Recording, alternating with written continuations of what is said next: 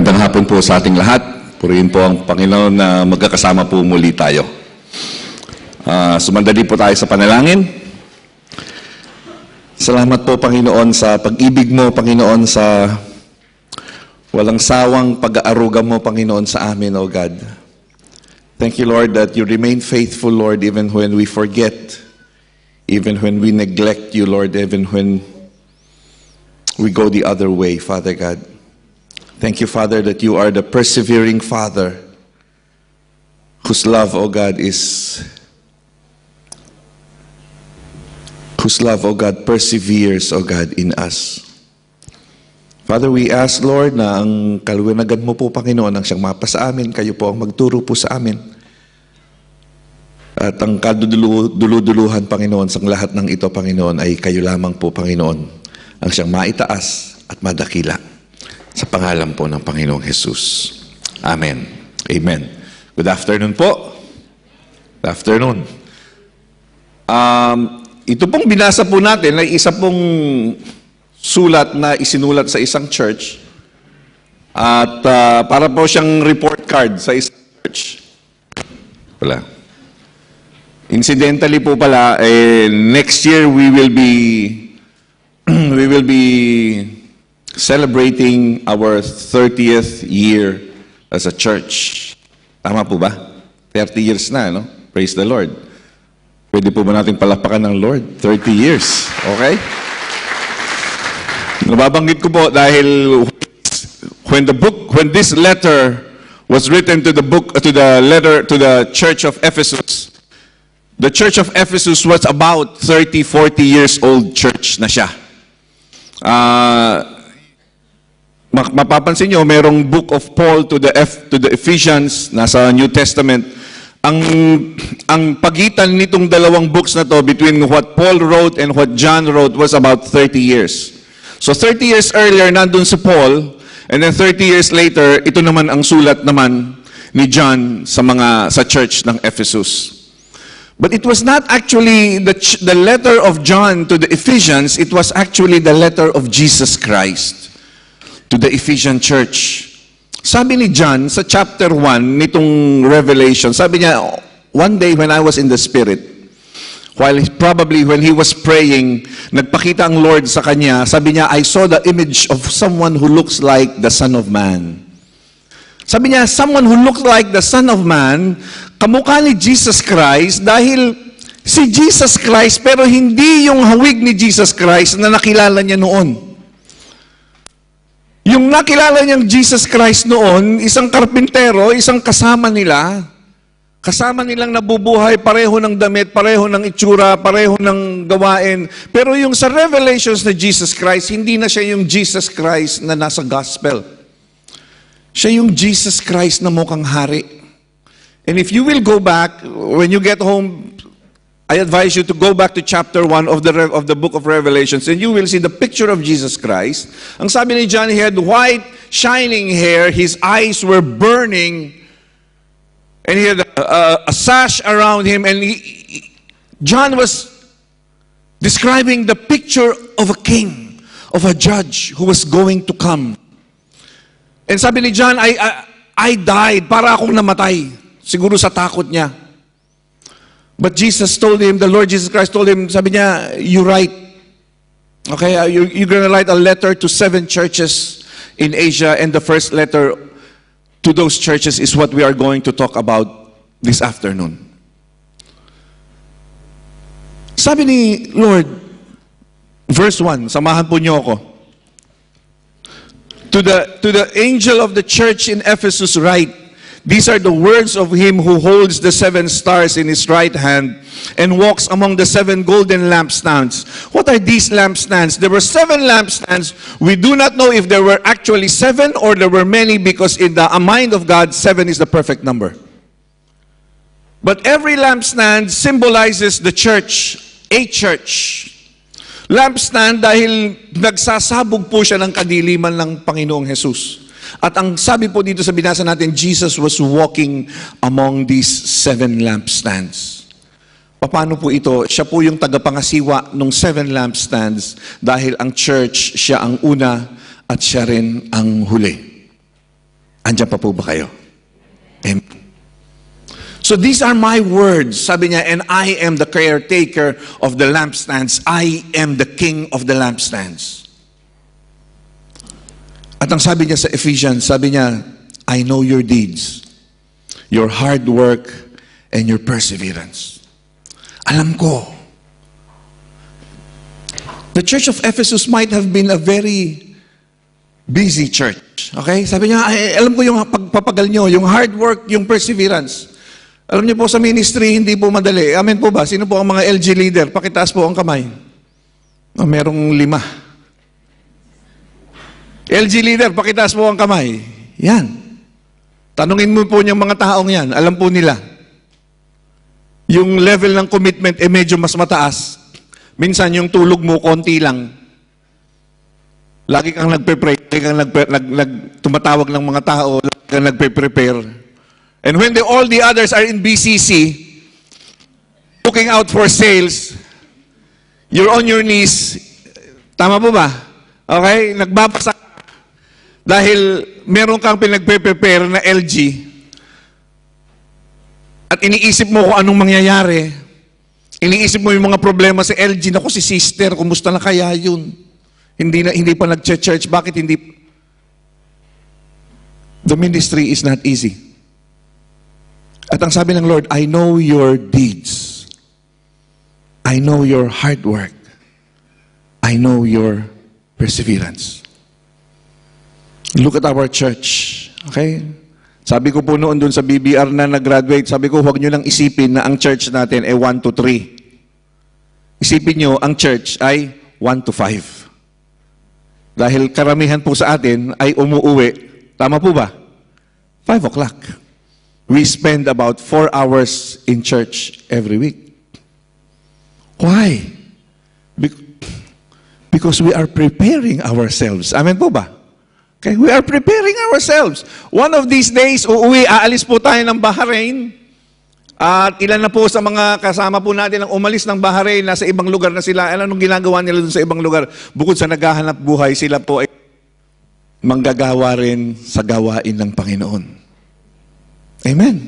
Yun ang Kristiyano. Kahit ka magpunta, ikaw ay manggagawa ng Panginoon.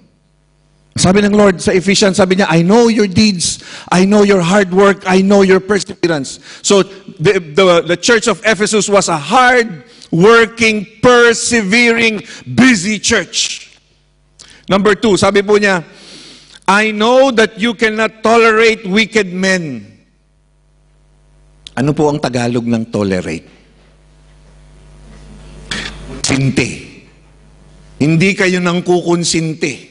Hindi kayo nagpapalagpas. Okay, you don't turn a blind eye. Alam niyo ba mahirap po sa pastor? Yung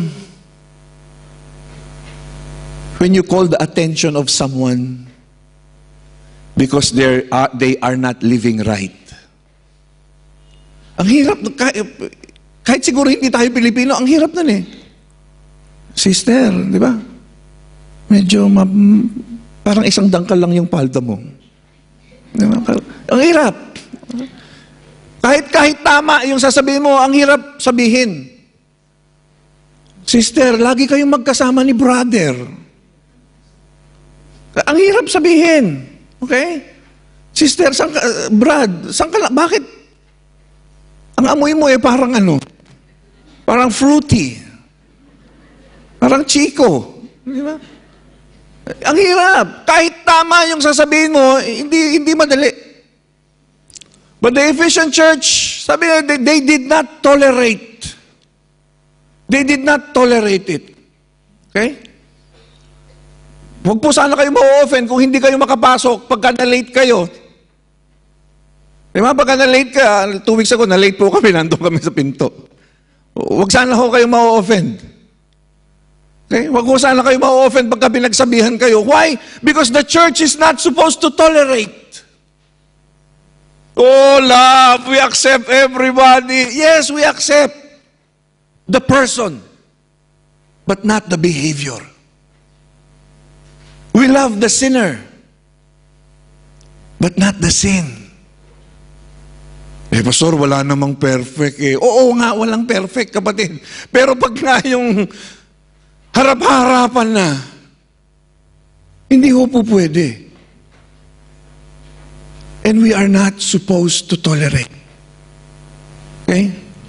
Pag nag-post ka sa Facebook na bato-bato sa langit. Di ba? Parang feeling happy.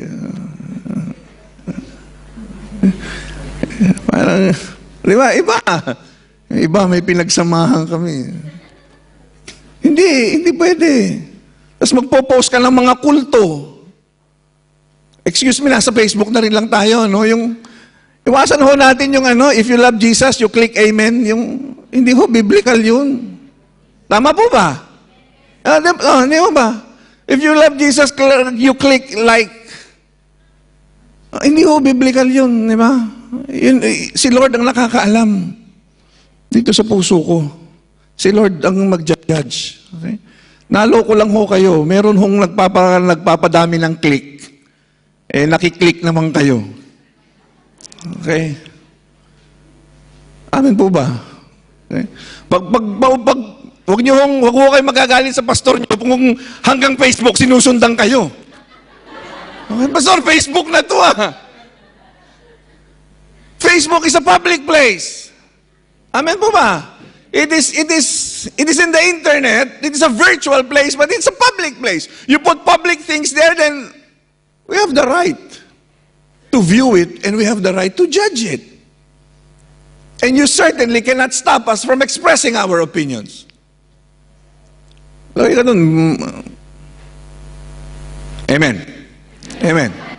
Baka matagalan tayo eh. The Ephesian church was a hardworking church, and they did not tolerate. Their lives were correct. Okay? The behavior was biblical. By all human standards, they were pure. Human standards, they were pure. Tama. Pagka tinignan mo sila, the outside, maganda. Next, sabi ng Lord, I know that you cannot tolerate wicked men, that you have tested those who claim to be apostles, but are not, and found them false. Okay? They had correct doctrine also. They knew their Bible. Okay? They knew who was the false prophet and who was not. They knew who were the cult leaders even when these cult leaders appeared to be true Christians. Excuse me again. They knew that the likes of Joel Austin are not correct. Amen po. They knew if the prosperity gospel preacher was a prosperity gospel preacher. They knew if the oneness preacher is a oneness preacher. They knew that the Iglesia ni Cristo is not correct. They knew. They tested the false apostles and they found them to be false. Hindi sila yung Hindi sila nakikiklik. Doon sa mukhang pastor, yung tugtog nila parang ganun din. Yung mag-preach yung pastor nila parang ganun din. Pero sabi nung pastor nila, pagka hinipo mo yung TV, yung blessing, magmula sa kanya, dadaan dun sa TV, at lalabas, pupunta, maa-anoint ka, at yung hinihingi mo, bibigay ng Diyos. They knew that these kinds of preachers were false. They were learned. They understood their Bibles. They were hardworking. They were pure. And they were theologically, doctrinally correct. Ang ganda. Ang ganda. Sabi po niya, you have persevered. Verse 3, you have persevered and have endured hardships for my name. Underline, for my name. They endured hardships for God. And then sabi ng Lord, and have not grown weary. Hindi ka nagsawa. Nagpatuloy ka. Naku kapatid, dumadating ka sa punto, sa ministry na parang gusto mo na, parang Lord, Lord, iba na lang. Dumadating po ang kahit sino manggagawa lang to the point of, Lord, pwede namang hindi ganito eh. Parang, Lord, ayoko na. Purihin po ang Panginoon, ang pastor natin 13 years na. That's no easy job. The rate, the mortality rate of pastors is very high. I don't know the exact statistics, but 50% drop off. Not only because of burnout, but also because of moral failure. Guns and golds, okay? Pera, babae, at bisyo. Malaki ang drop-off rate.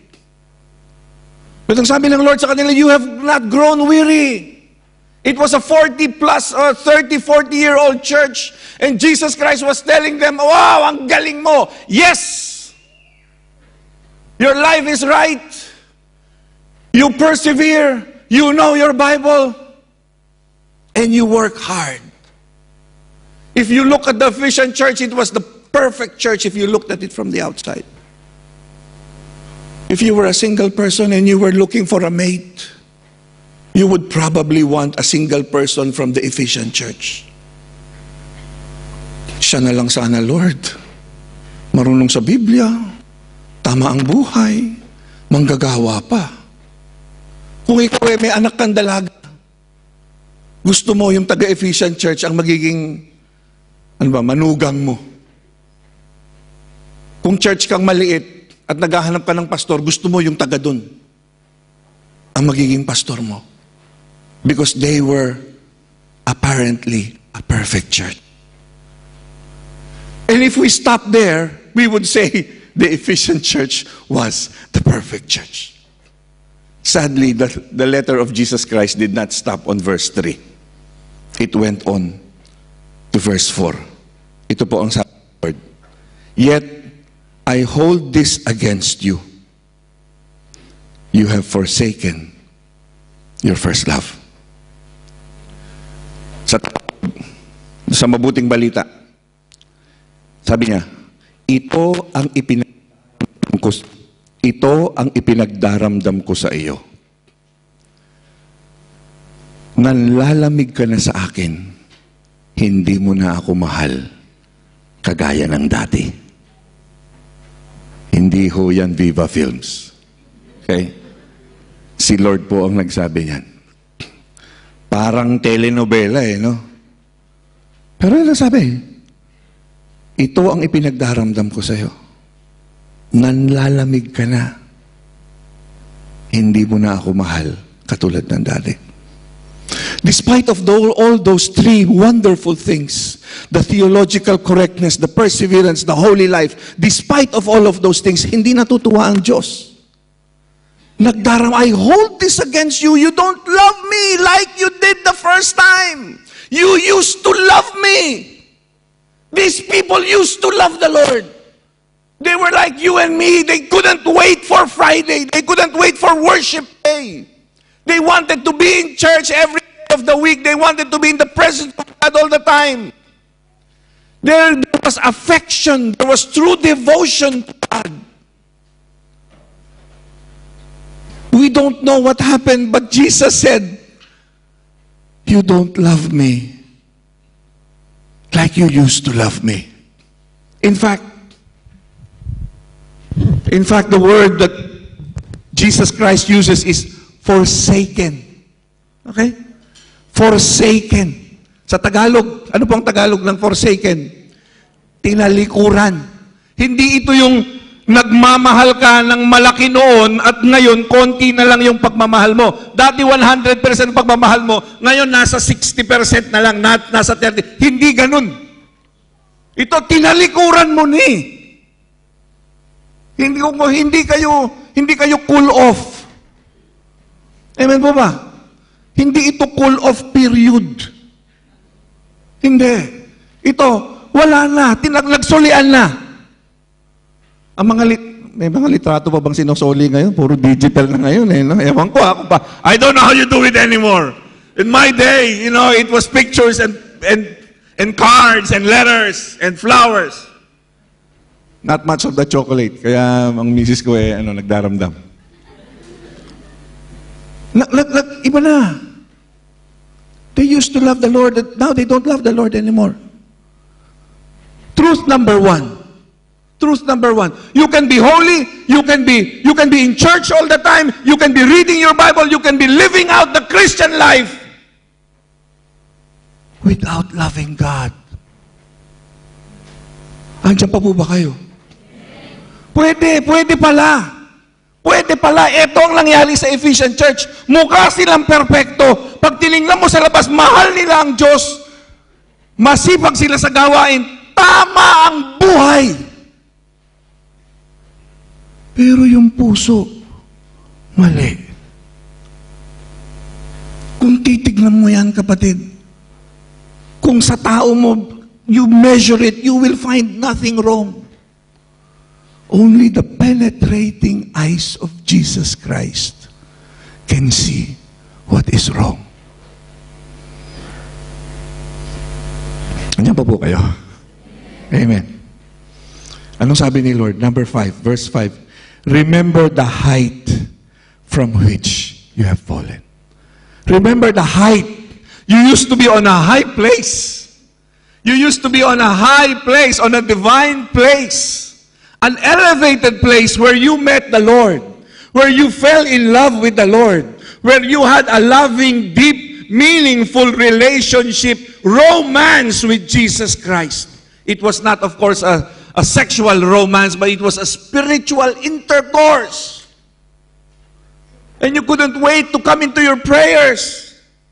You couldn't wait to come to church. You couldn't wait to meet God. You couldn't wait to hear a message of God. Because as you listened to a message of God, you saw another picture of God and it made you so happy.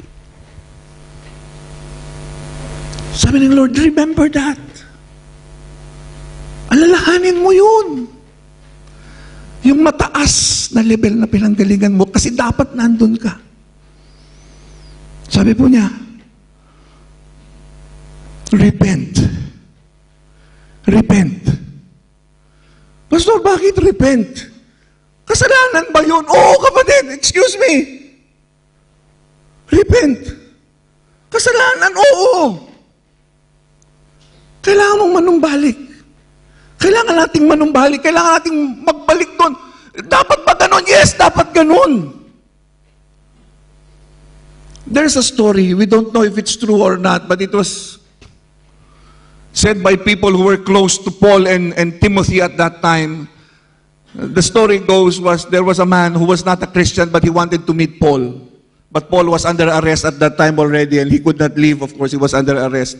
After a few years, he was going to be executed. So this guy asked Timothy to bring him to Paul, and Paul brought this man to Paul.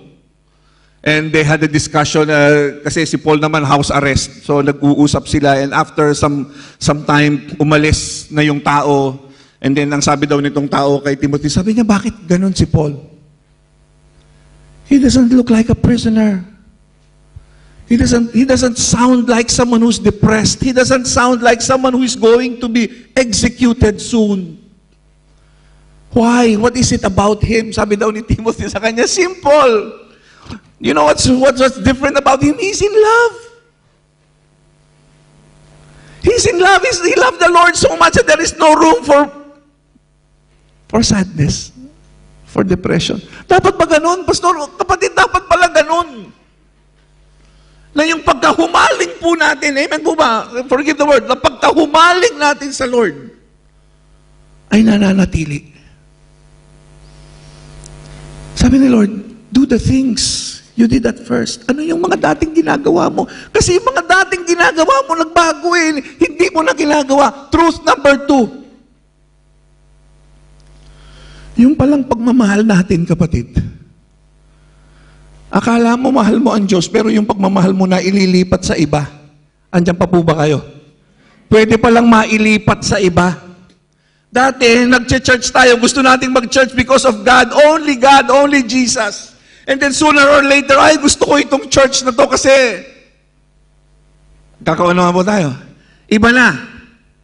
Gusto ko itong church na to kasi yung worship leader nila talagang Intro pa lang, tumatayo na yung balahibo ko.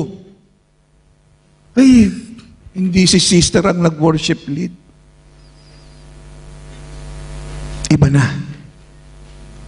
Uy, ganda nung church na yun. Hatid sundo ka na, meron pang pamirienda. Doon na lang ako. Nakaka-bless. Pag nung na-Yolanda kami, meron pang paano yun eh. Ganda. Iba na. Nakakaunawan po tayo. Nalilipat. It is subtle. You know, you can't feel it. Hindi mo mahahalata. Pero pagka tinignan mo, after a while, iba na. Iba na. Sabi ni Lord, remember the height from which you have fallen. I will, if you do not repent. Sabihin nga, can we read this all together? 1, 2, 3. If you do not repent, I will come to you and remove your lampstand from its place. If you do not repent, I will remove the lampstand from its place. Sabi nila, the Ephesian church daw in Turkey, after this book was written, after this letter was written, nagkaroon sila ng problema, nagkaroon ng malaking council. That's why there is a council of Ephesus at maraming mga pastor, mga bishops ang dumating doon. I don't know exactly what was the problem, but after that time, the church died. And you don't find the church of Ephesus anymore. At ang sabi po nung mga historians, doon daw sa dating spot ng church, ay isang kaparangan na walang, nagkakaunawan po ba tayo? There is nothing there right now. God removed the lampstand. It doesn't exist anymore. Sana yung BCF, sana, yung, di ba kapatid, yung matanda na tayo, o di kaya mas matanda na tayo kaysa ngayon, dahil matanda na nga tayo. Ang ganda sana kung yung, di ba may apo ka na, sasabihin mo sa apo mo, halika sa click mo yung internet, yan. Alam mo, apo, worker ako dati dyan. At yung BCF mo, Bahrain Christian Fellowship, meron ng Bahrain Christian Fellowship sa Oman. Halimbawa lang, di ba? Bahrain Christian Fellowship. Hayaan mo na, kapatid. Bahrain Christian Fellowship, Oman chapter. Hayaan mo na. Green Hills Christian Fellowship na, meron sa Bulacan eh. Di ba? Bahrain Christian Fellowship in Canada. Bahrain Christian Fellowship in New Zealand. No, alam mo, apo, Bahrain nung original kami. Sarap. Di ba? Sabi Lord, if you don't repent, if you keep doing religion, because that is what it was, if you keep doing religion and it's not in your heart, if all you think is your church, and you don't think of me, I mean, Lord, I'm going to take away that lampstand and you will cease to exist. Yet, but you have this in your favor. You hate the practices of the Nicolaitans, which I also hate. This was probably a cult in their place at that time. Pero ang nananatili pa rin, sabi ni Lord, sige, I give you a point. You hate the Nicolaitans. Yes, I hate them too. But still the point remains. You don't love me like you used to. He who has an ear, let him hear what the Spirit says to the churches. The Spirit of God continues to speak to us. Ang pinagkaiba lang po, kapatid, yung iba nakikinig, yung iba ayaw makinig. Okay? Ano daw po ang pinagkaiba nung yung tulog sa gising? Di ba? Yung tulog daw, paano ba yun? Mahirap gisingin yung taong gising. Di ba? Gising ka na! Ayaw talagang gumising yung pala kasi. Gising. Ayaw lang gumising. Nagtutulog. Amen. The Spirit of God continues to speak to us. But we refuse to listen. Sabi ng Lord, to him who overcomes, I will give the right to eat from the tree of life, which is in the paradise of God. This is salvation. Ito yung tree na kilagatan ng Yung prutas ni Adan at saka ni Eva. This was the tree. And this is in the middle of the paradise. Sabi niya, if you overcome, you will not only enter paradise, you will eat of that tree. Why? Maalala niyo po ba kung bakit hindi na pinalayas si Eva at saka si Adan? One reason is dahil kinagat nila. The other reason is sabi ng Lord, kasi baka kainin pa nila yung prutas nung tree of life. Because hindi ho yan yung nasa Bahrain. Yeah. Baka kainin nila yung prutas ng tree of life because the tree of life gives eternal life. Sabi niya, they should not be allowed to eat of this. Out. Bara. Go. Okay? Sabi ni Lord, if you overcome this world, you will eat of the fruit of the tree of life. Church, we are saved when we accept Jesus Christ. Amen po ba? Okay? You become a child of God. But you are still in the world. And you are surrounded with things that are trying to take away your salvation. We are surrounded by things that are trying to discourage us. We are surrounded by things that are trying to tell us, stop it! There's no heaven. There's no God. Jesus is not real. The Bible is not correct. This is not true. Stop it. Magtrabaho ka na lang para sa mga anak mo. Ilang oras yung dinugugol mo dyan sa LG na yan. Sa church nyo. Pati yung 10% binibigay mo. Kung yung oras, panahon at pera na yan ay binibigay mo sa pamilya mo, di mas mabuti pa. Laging, tama po ba? The world is always trying to tell us, no. Stop. There's no Jesus. There's no heaven. Go back to your life. Enjoy. Eat, drink, and be merry, for tomorrow we die. Nagkakaunawan po ba tayo? Sabi ni Lord, if you overcome this laziness, this lack of love, this absence of love, this love that had been misdirected, this love that used to be mine, and now it's in money, and now it's in reputation, and now it's in something else. If you overcome this, and you return to your first love, you will eat of the fruit of the tree of life.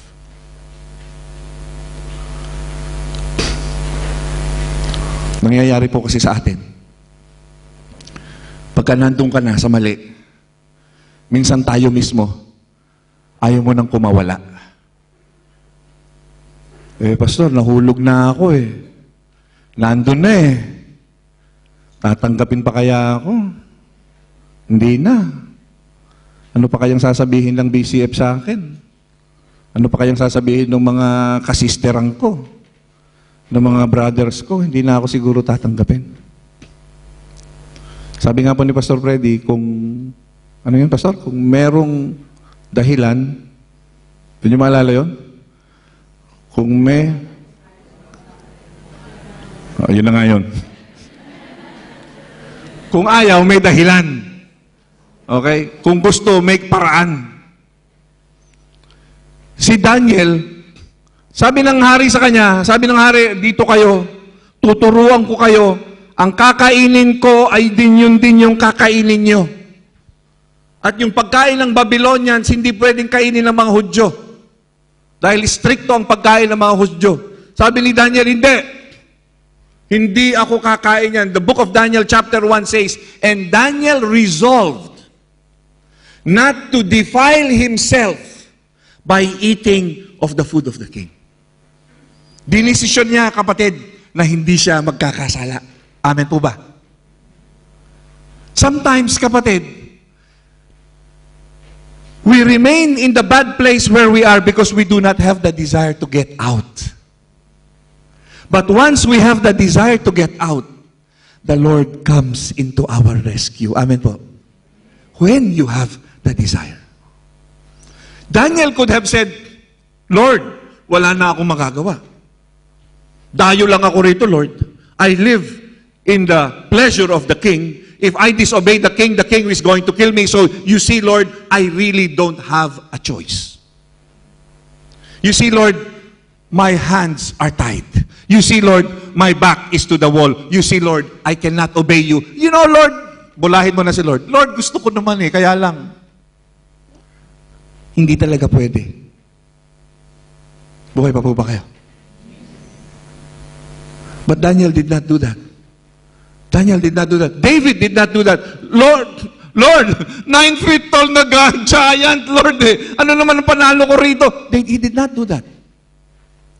There was all the excuse for him. He could have used any of the excuses.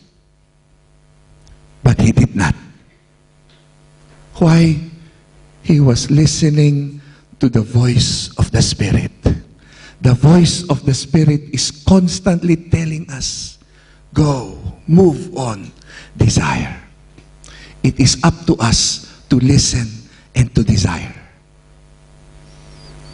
Nehemiah was the cupbearer to the king. He had the best job in the world, this guy. Tagadala ng pagkain ng hari. He was the personal waiter of the king. Yun lang ang trabaho niya. Hindi siya magluluto, hindi siya maggigisa. Siya lang yung magdadala, magmula sa kusina, papunta dun sa hari. Yun ang trabaho niya. Saan siya nakatira? Siyempre sa palasyo. Kung nasa ng hari, kasama siya. Kung nag-abroad yung hari, abroad din siya. Best job. Sabi nung hari, mga Israelita, i-rebuild nyo yung Jerusalem. Pumunta yung first batch ng mga Israelita sa Jerusalem. Ni-rebuild nila yung Jerusalem pero hindi nila nagawa. Pagbalik sa Babylonia, sabi ni Nehemiah, pinsan, kaibigan, kabayan, kumusta yung Jerusalem? Sabi nung kausap niya, it's not good. The walls are broken and the gates have been burned down. What did Nehemiah do? Nehemiah cried, he wept, he fell down, and he fasted for many days. The funny thing, it was only Nehemiah who did this. Merong iba namang nakaalam, merong ibang nalaman, pero they did not do this. It was Nehemiah who did this. Why? He was listening to the Spirit. Buhay pa po ba tayo? He was listening. And the Lord was telling him, you rebuild, you do it, you do it. He had the burden. Sometimes, kapatid, it's us who are not listening. The Lord is telling us, the Spirit of God is telling us, return to your first love. Do the things you did at first. Tingnan po niyo yung katabi niyo. Sabihin mo po, makinig ka. Yan.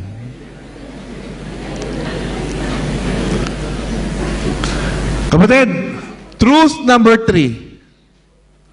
Losing your first love is risky. Sabihin po natin, risky. Risky. Mapanganib. Bakit? Yung unang tatlo na mabubuti dun sa mga Efeso, sa mga Ephesian church, they lived holy lives, they knew their Bible, they were hardworking. It was all canceled out. Tama po ba? Kanselado. Sabi ni Lord, kahit kayo meron yan, dahil hindi nyo ako mahal, tatanggalin ko yung candlestick nyo. And you will not be able to eat of the tree of life, which is in the paradise of my Father. I hope this afternoon we will leave this place with a healthy fear in our hearts. Amen po ba? It's not a terrible, dreadful fear, but a healthy fear in our hearts that God is God at hindi po natin siya mabobola. Sana aalis po tayo sa hapon na ito na tumitingin po tayo sa puso natin at tinitingnan natin, nasaan na ba yung pagmamahal ko sa aking Panginoon? Manalangin po tayo. Thank you, Father God, that you first loved us, Lord. Thank you, Lord, that you allowed us to fall in love with you, O God. Thank you, Lord, that Our relationship with you, Lord, ay hindi nakatungtong sa aming kabutihan, kundi nakatungtong sa aming pag-ibig na may pananampalataya sa iyo, Panginoon, O God. Salamat, Panginoon, O God, that your first condition for us, O God, is to love you, Father God. Thank you, Lord God. Lord, thank you for making us see that the Ephesian church, Panginoon, O God, and making us see, O God, a part of your heart, O God, na makita namin ang kagustuhan mo, ang kalooban mo, Panginoon. Salamat sa paalala niyo po sa amin, Panginoon. Tulungan mo kaming makabalik, Panginoon, sa dati naming kalagayan, Panginoon, na kung saan nahuhumaling kami at tunay na umiibig sa iyo, Panginoon. Patawarin mo nga po kami, Panginoon, kung nalalayo ang aming pag-ibig. Kung ito'y nakatungtong na sa iba, Panginoon. Forgive us, Lord, if the objects of our love and affection, Lord, have been transferred to material things, O God, or to people, Father God.